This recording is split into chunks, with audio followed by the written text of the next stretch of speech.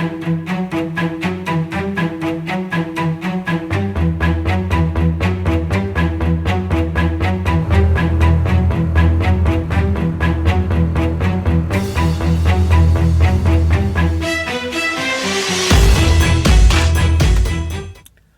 everyone, and welcome back to another video. This one's a little bit different to usual in so much as it's not vintage tech as such, but semi-vintage vehicles, maybe. Anyway, I've been shopping and I've traded in my Jag for a Range Rover. Not a new Range Rover, but a 10-year-old plus Range Rover. So what I've bought is a 2012 Range Rover Sport 3-litre V6, 255 brake horse or something, 2 owners from new, 108,000 miles, full service history, and in Santorini black, which is pretty much unmarked. It's blemish free. It's in particularly good condition. Currently there are no faults. The suspension works, the air conditioning works, everything works. There are no rattles, bangs, wobbles or anything falling off. And I've had the car for about 1,000, well, 500 or 600 miles now, not 1,000, 500 or 600, and effortless motoring in the extreme. It's supremely comfortable, quiet. It's slightly firmer suspension than a standard Range Rover, because that's supposedly because it's a sport model. So what does this model have? Well, as you can see, we have, I don't know, biscuit leather, whatever you want to call it. Let's spin the camera around. You don't look at my face. So we have whatever this is called, biscuit leather. It has a fairly light wooden trim. Not my favourite choice, but quite nice. We have the double glove box, same as the Disco. We have sat nav and 4x4 information. We also have television in there, DAB radio. We have the more modern or the later controls, with it being a 2012 model. So we have the little LCD things light up in there. It's a much neater dash than the earlier models.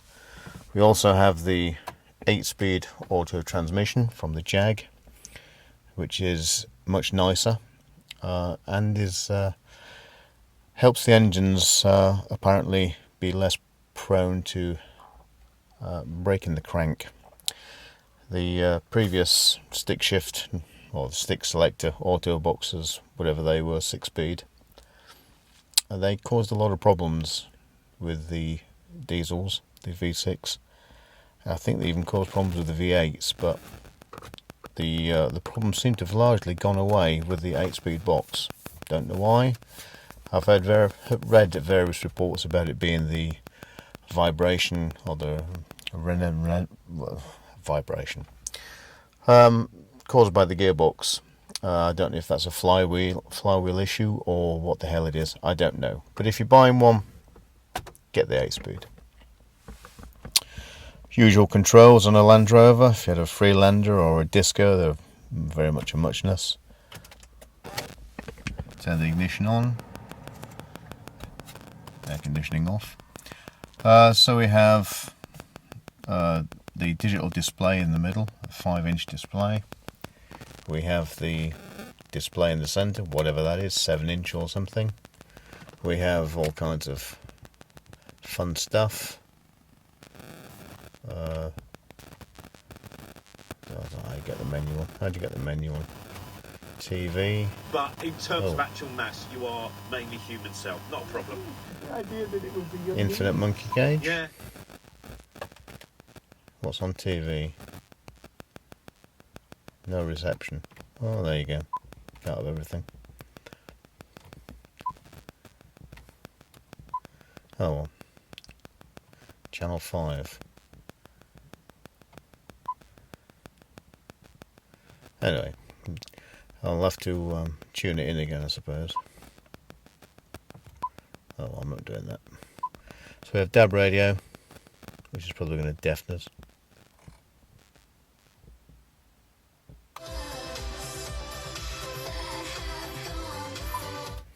Turn that off, or YouTube will be on it. No reception on TV. Channel list. I've not really played with this, if I'm honest. Film 4. I used to like Film 4. Food waste, one curvy carrot at a time. Oh, there we go. To rescue deliciously odd farm fresh fruit and veg at risk of being wasted. Then we deliver to your door every week. Anyway, that's that. So we have two glove boxes, the upper and the lower, same as the Disco. We have a fridge in the center console, which is in there. Quite a large rear. The leather is pretty much unmarked. It's in exceptionally good condition. There's no garage opener. Garage door opener, we have some sort of thing on top, whatever that is.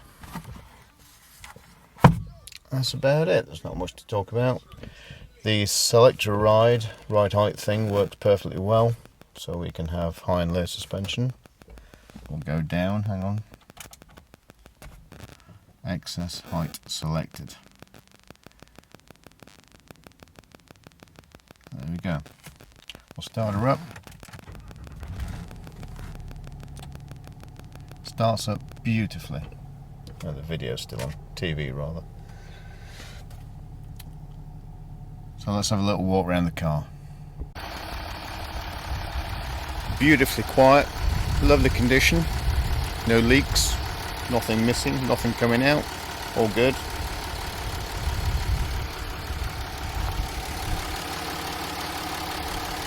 V6 turbo diesel, lovely and quiet.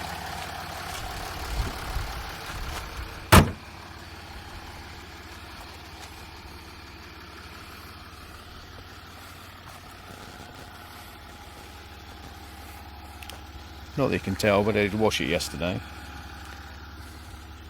20-inch rims, aftermarket, but he has General Grabber tyres on there, which are new. Tow bar is in the boot. Did have a little play with that yesterday. I've never fitted one before.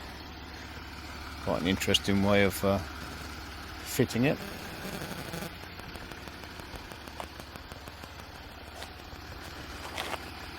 Beautiful. There are many pros and cons with using a Range Rover. One is fuel economy. Obviously fuel economy is not great. You're going to be looking at 25 to the gallon. And you're going to be paying astronomical old road tax.